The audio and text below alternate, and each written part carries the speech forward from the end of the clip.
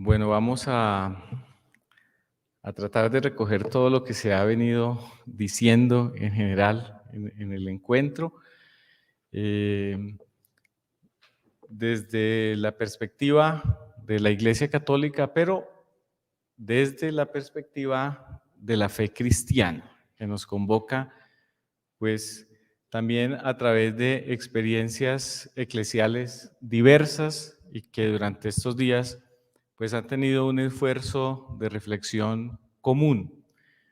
Eh, Podríamos llamar también iglesias y construcción de paz. Eh, Algunos aspectos que mencionaré tienen que ver con el ejercicio propio de la Iglesia Católica, pero también con lo que a nivel ecuménico podemos hacer y con lo que en particular puede hacer también cada iglesia. La paz como valor del reino, teológicamente, es un punto de partida fundamental para nosotros. La paz sociológicamente pensada tiene mucho valor, pero en nuestra fe cristiana nosotros la vemos desde la perspectiva del reino y por eso asumimos la bendición que nos promete el Señor cuando nos dice bienaventurados los que trabajan por la paz.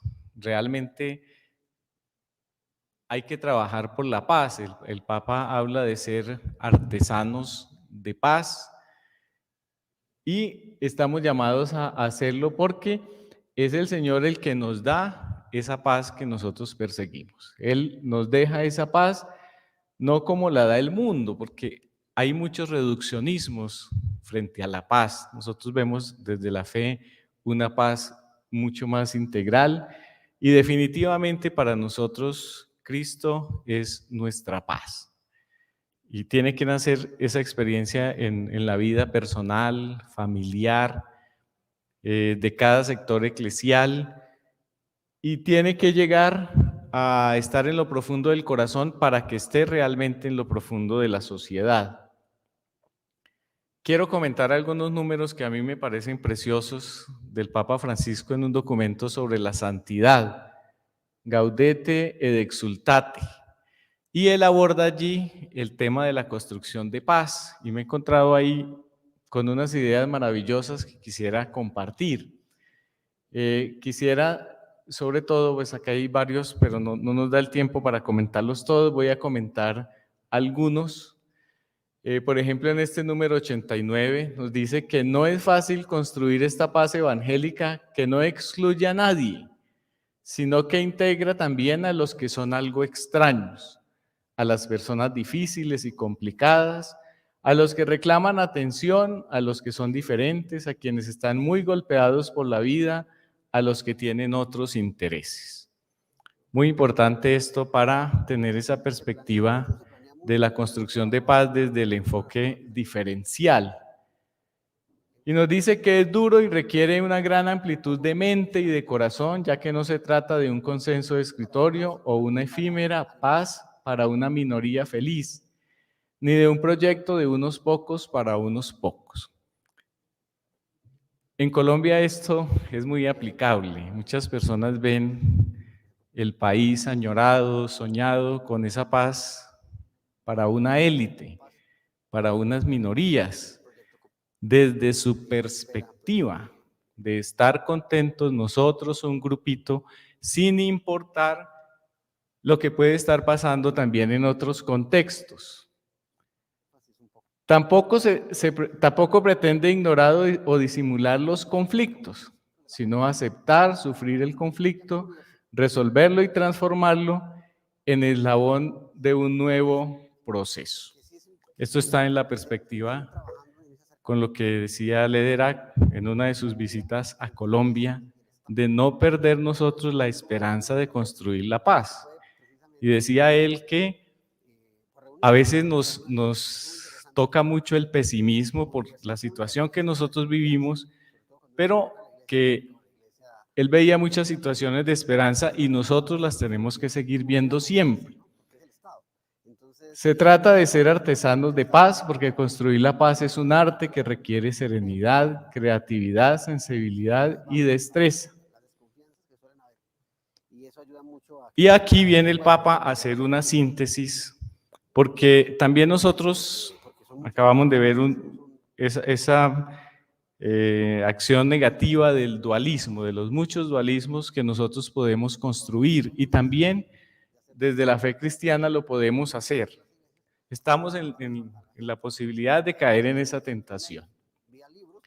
Lamento que a veces las ideologías nos lleven a dos errores nocivos.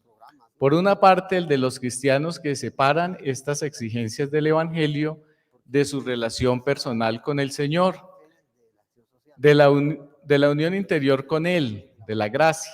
Así se convierte el cristianismo en una especie de ONG, quitándole esa mística luminosa que también vivieron y manifestaron San Francisco de Asís, San Vicente de Paúl, Santa Teresa de Calcuta y otros muchos. A estos grandes santos, ni la oración, ni el amor de Dios, ni la lectura del Evangelio les disminuyeron la pasión o la eficacia de su entrega al prójimo, sino todo lo contrario. Uno puede tener un discurso de paz, pero realmente estar muy lejos del Señor y de los valores del Evangelio. Es una tentación que podemos tener, y a veces pues hay mucha financiación para la paz y uno podría caer en una dinámica de esas hasta ir perdiendo el fondo de la espiritualidad y pensar que esa unión profunda con Dios, esa intimidad con el Señor, pues es algo superficial, es algo banal, y las cosas serias estarían solamente en el mundo de la acción. Pero también, dice el Papa, también es nocivo e ideológico el error de quienes viven sospechando del compromiso social de los demás, considerándolo algo superficial, mundano, secularista, inmanentista, comunista o populista. Pensemos en la sociedad colombiana, que no conoce suficientemente la doctrina social de la Iglesia. La sociedad en general no la conoce. Y en la Iglesia la desconocemos mucho. Y el pensamiento social cristiano no siempre está suficientemente vivo en todas las iglesias. Y por eso, cuando hay un discurso social, es fácil que la sociedad que ve los toros desde la barrera diga: esas personas que hacen énfasis en derechos humanos, pues pertenecen a esto.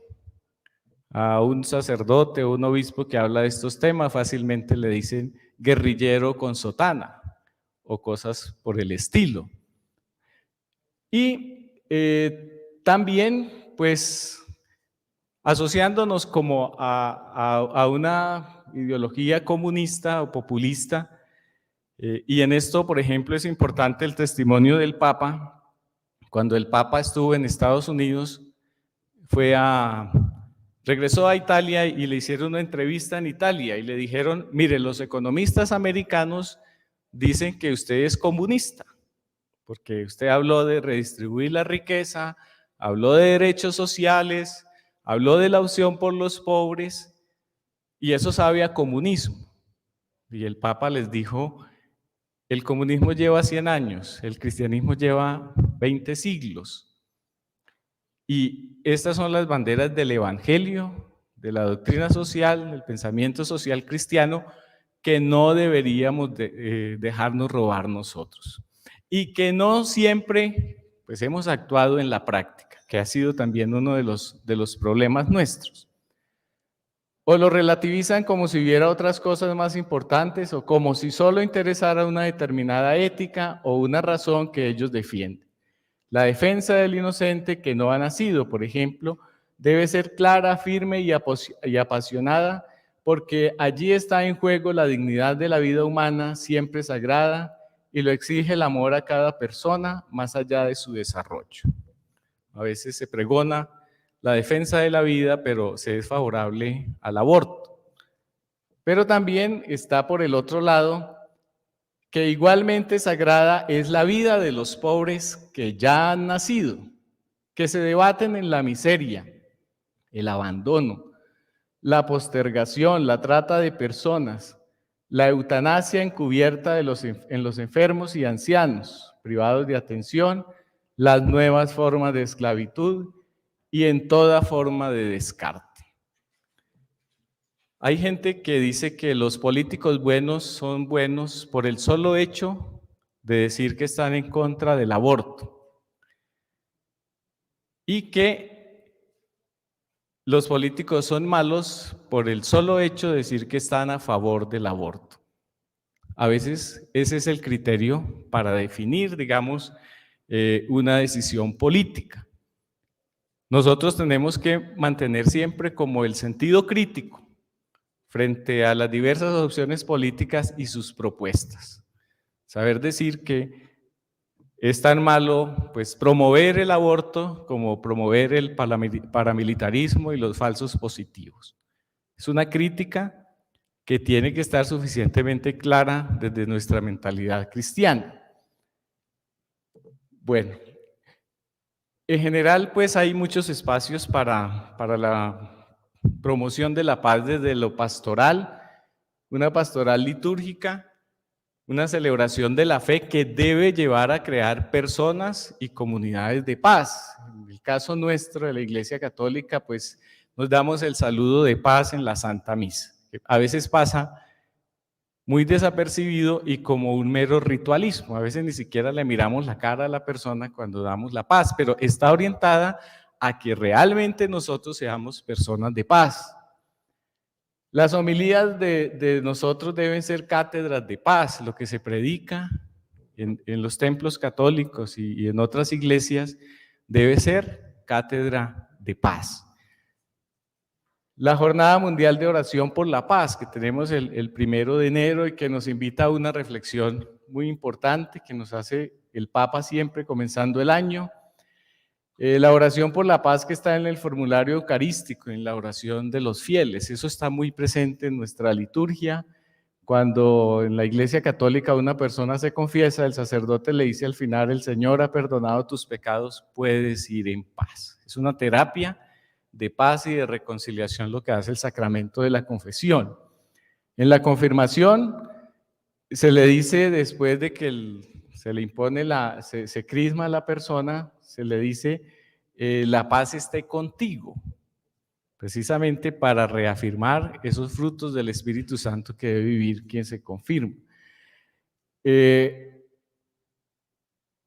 Cuando nosotros los sacerdotes y los laicos que quieran rezar la oración última del día, que se llama las completas, ahí decimos esta oración litúrgica que tiene fundamento bíblico: ahora, Señor, puedes dejar a tu siervo irse en paz. Es decir, concluimos la jornada en nuestra oración precisamente con el deseo de irnos a descansar en paz.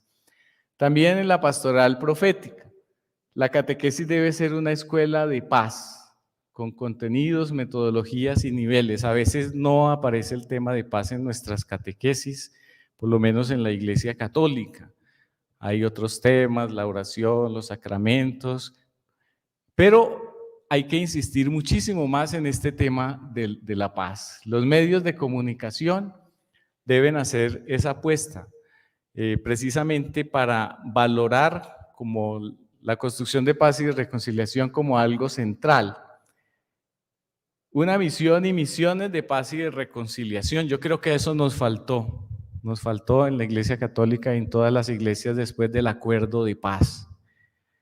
No tuvimos una acción suficientemente fuerte para decir que debíamos, todas esas personas que se reintegraban a la sociedad, las teníamos que acoger porque habían tomado una decisión. Habían hecho mucho daño, pero habían tomado la decisión de reintegrarse y teníamos que favorecer nosotros mucho más esa apuesta de paz. La denuncia de la violación de la paz en cada momento, asambleas parroquiales y diocesanas en donde el tema de paz esté presente, el testimonio, prácticas y propuestas de paz que se hacen desde las familias, los presbiterios, comunidades religiosas y organizaciones laicales. Respecto a la pastoral social, pues formación en doctrina social de la Iglesia. Yo creo que esto es absolutamente urgente. Doctrina social de la Iglesia, decimos desde la fe católica, pero estamos hablando también del pensamiento social cristiano. que debe tener una difusión mucho más fuerte. La Semana por la Paz, en la que nos integramos, y lo hacemos, y las iglesias pues han acogido ese llamado a promover esa Semana por la Paz. La visibilización de acciones violentas y de construcción de paz, es decir, no quedarnos callados sobre lo que pasa en los territorios y expresar aquello que están sufriendo los que no tienen voz, pero también las experiencias positivas que se han venido mencionando también constantemente en este encuentro. La denuncia de violencias directas como los homicidios, las masacres, las amenazas, desplazamiento, tortura, pero también las estructurales, esas que son tan fuertes en Colombia por la perspectiva política y económica que se le da. Realmente uno de los principales victimarios en el país ha sido el Estado colombiano y las fuerzas políticas y económicas del país han participado al excluir de derechos sociales y sectores del Estado que han hecho alianzas con la ilegalidad, han promovido esta cultura de violencia que se ha tenido en el país. Y las violencias culturales también, que nacen de la indiferencia, la aceptación de la violencia como nos puede haber pasado a nosotros, de la venganza, la violencia familiar, escolar, xenofóbica o religiosa. Por eso no debe sorprender que en la conferencia episcopal se haga este encuentro de iglesias, construcción de paz y de reconciliación. Y lo tenemos que hacer mucho más abierto también a otras experiencias religiosas para decir abierta y públicamente que la fe en Dios nunca será ocasión para ningún tipo de violencia. La promoción humana y social. El nacimiento de las cooperativas, sindicatos, la educación, hospitales, el SENA, las juntas de acción comunal, nacieron de la mano de la fe cristiana, de la iglesia que estuvo muy presente ahí, pero hoy también acompañando a las organizaciones sociales y étnico-territoriales, con algunas experiencias que son modelo en el campo del arte, el deporte, la cultura, las economías alternativas. También en la incidencia política. Ahí también hay un camino para profundizar en el nivel local, regional, nacional e internacional. Se han hecho esfuerzos, pero se tiene que ser mucho más fuerte en ese tipo de incidencia. La construcción de paz en clave territorial de la que estamos hablando ahora, esa discusión que está en el país es muy importante porque hemos tenido una visión muy centralizada del país, de lo que pasa en Bogotá y sus alrededores y en las grandes capitales, pero no de lo que está pasando en otros territorios. También una paz que sea con verdad, justicia, reparación, no repetición, y nosotros tenemos que colaborar mucho con el tema del perdón y de la reconciliación. La defensa de la vida, de los derechos humanos, del derecho internacional humanitario, del territorio, del medio ambiente, estos temas que no son siempre claros en los fieles de la Iglesia Católica y de otras iglesias. A veces eso parece como algo que no nos toca a nosotros, que no hace parte de nuestro lenguaje y de nuestras praxis. La opción por la no violencia, la manera de Jesús, de Gandhi, de Martin Luther King, de Mandela, de la forma como cayó el muro de Berlín. Nos hemos equivocado o se equivocaron algunos sectores de la iglesia cuando tuvieron complacencia, complicidades o prácticas con los grupos violentos, de derecha o de izquierda. Lo que ha pasado en Colombia y en otras partes del mundo. La opción absolutamente clara de nosotros es por la no violencia. El rechazo al armamentismo, y por eso le decimos no a la solución militarista. En este momento hay gente que se rasga las vestiduras diciendo que se le entregó el país al narcotráfico, a los bandidos, pero resulta que se lo hemos entregado hace tiempo. Si la única solución o la que hemos privilegiado es la solución militarista, la de la guerra, la de las armas. Y tenemos que pasar entonces a la solución social y a la solución negociada. En una situación de crisis del Estado Social de Derecho, lo debemos hacer así nosotros. En otros países en donde el Estado Social de Derecho es fuerte, no se tiene que hacer eso porque cada uno va a la justicia y responde por sus actos, pero en el estado en que se ha vivido en Colombia, en las situaciones que se han vivido, hay que tomar esas determinaciones. Acciones humanitarias que no deberían ser como lo común, pero son, por la situación de crisis humanitaria del país, importante que nosotros las hagamos. Los diálogos humanitarios pastorales, aquí tenemos a Monseñor Leonardo, que es un maestro para Colombia en esto, por lo menos para nosotros los obispos y los sacerdotes, de cómo el conflicto se vive de manera diferente en el territorio. Y por el bien de la gente tenemos que asumir estos diálogos. La promoción, acompañamiento a transformación de conflictos a través del diálogo y la negociación. No debería parecernos extraño realmente que esto hiciera parte en un país de tanta conflictividad, abordar estos caminos. La construcción de memoria a través de símbolos, documentos, videos, foros y lugares. Realmente en eso hemos crecido en Colombia, pero todavía nos falta.